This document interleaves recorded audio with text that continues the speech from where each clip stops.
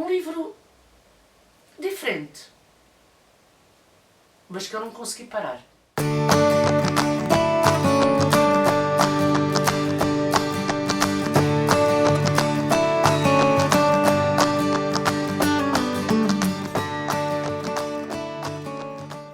Olá, eu sou a Maria João do Livros Gosto e eu estou aqui para te falar do livro da Anne Yu, Porco Assado. Primeiro de tudo eu quero agradecer à Quetzal o facto de me ter enviado este livro, muito obrigada, foi muito gentil da vossa parte. E eu comecei a ler este livro sem saber nada do que me esperava. A única coisa que eu sabia é que era um primeiro livro desta autora. E como vocês sabem, eu gosto de primeiros livros. Eu gosto de perceber como é que os autores começam, eu gosto de perceber como é que os autores partem para a escrita. E deixem que vos diga também que este é um brilhante início de carreira. O livro é um livro estranho porque é um livro que ao início eu não estava a perceber, achei que não ia perceber o livro. Achei que o problema obviamente seria meu, mas a verdade é que progressivamente eu fui percebendo a forma como a autora nos dá os elementos que são necessários para a compreensão do livro. E achei que isso estava feito de uma forma brilhante e de uma forma muito interessante e muito original. Mas comecemos pelo título. Porco assado. Nós sabemos que é um prato, algo que faz parte da emenda. E eu pensei, porquê? A senhora é cozinheira, não é cozinheira? Quando me apercebi que ela não era cozinheira, ainda fiquei mais intrigada. Mas a verdade é que este título faz todo o sentido em relação ao livro. E mais, não digo. Vão ler. O romance passa-se, e o Porco Assado também nos dá logo uma indicação, em Pequim.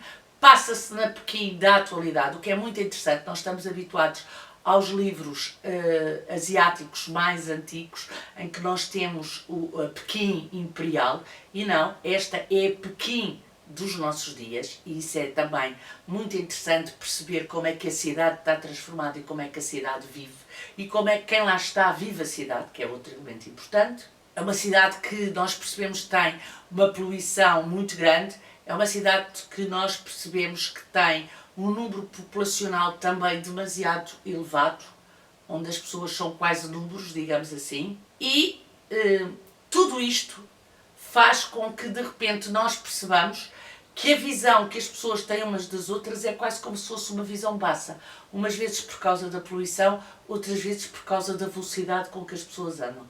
E isso alertou-me porque eu acho que nós estamos a começar a ter exatamente o mesmo fenómeno. Felizmente a poluição ainda não está àquele nível, mas esta rapidez da vida que não nos deixa parar, conversar com calma, olhar uns para os outros, acaba por ser angustiante, digamos assim. A nossa protagonista é uma mulher, a Gia, e é uma mulher que encontra o marido morto na banheira numa posição muito estranha. Será morte casual? Será suicídio? Será assassinato? Bom, fica também a dúvida, vão ler o livro. Há um elemento muito importante. O marido deixa um desenho. Desenho esse que se vai tornar uma obsessão na vida desta mulher. E é esse desenho que vai, de alguma forma, condicionar toda a vida desta mulher. Não podemos esquecer que, estando no Oriente, este casamento se tratou de um casamento de conveniência, um casamento que foi tratado pelas famílias. Mas a verdade é que, aparentemente, a nossa protagonista está bem com tudo isso. O que a vai levar a investigar aquilo que a vai pôr de sobreaviso em relação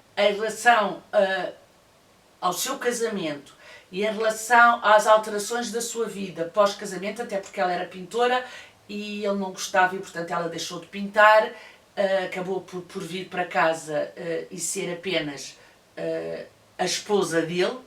Mas a verdade é que ela vai questionar tudo isto, principalmente devido à forma como ela ficou a nível económico periclitante depois da morte dele. Portanto, há uma cláusula, há um elemento que vai condicionar a sua vida económica, e é essa perturbação na sua vida económica, ela que não tem uma profissão, que vai fazer com que ela vá querer perceber tudo aquilo que de alguma forma ela não tinha entendido até então. E depois ela tem que aprender a viver num mundo onde não tem a comunidade económica que ela estava à espera, a viver num mundo onde não tem já uma profissão, porque há muitos anos que ela não pinta, a viver num mundo onde o amor possível já não existe. E, portanto, o primeiro refúgio que ela vai achar é o refúgio que a leva até ao Léo.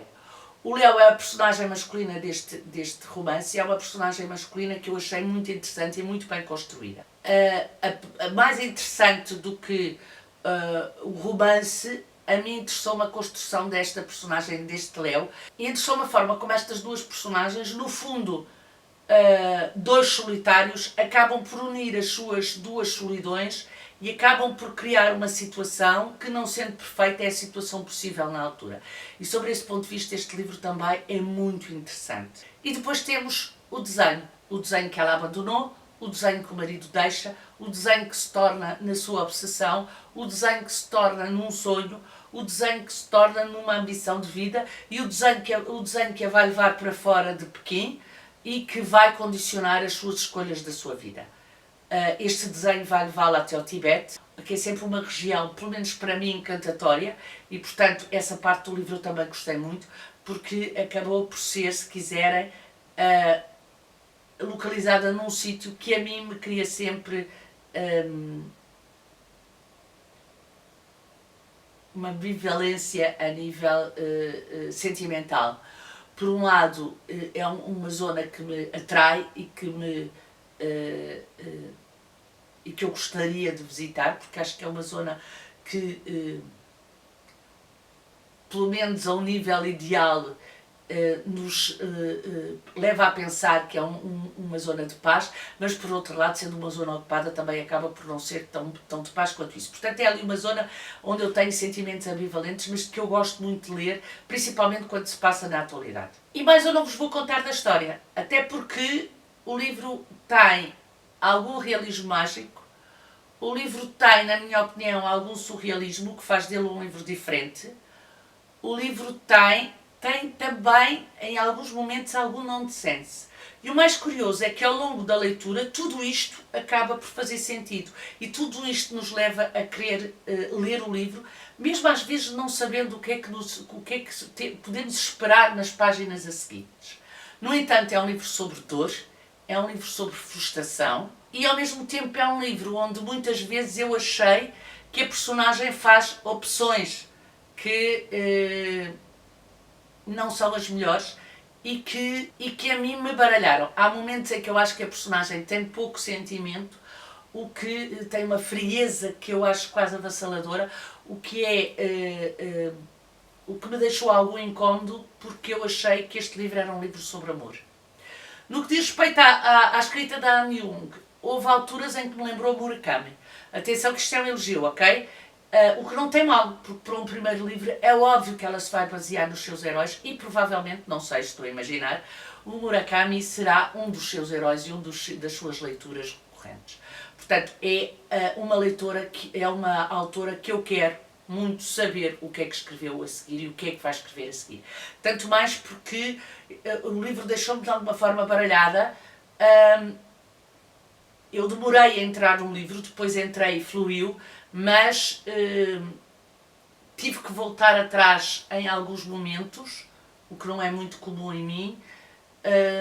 No entanto, apesar de não concordar com a personagem e algumas opções que ela fez, foi um livro que me despertou muito o interesse e que eu tive muito prazer em ler.